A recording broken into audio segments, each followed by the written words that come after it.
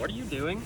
I'm cleaning the mud off that got on the RV. You can't clean mud off the RV with toilet paper. You'll never get it clean enough. You need water pressure! You can actually get a bidet for your RV now from Clean Camper. It's super stylish and really easy to install on your RV toilet. Just take your toilet seat off and then place the bidet on the back of your toilet and then screw the toilet seat right back on top. Bidets are more hygienic than toilet paper and they're eco-friendly. You can even control the direction of the spray and the pressure. Get yourself a Clean Camper RV bidet so your tush can be So much cleaner.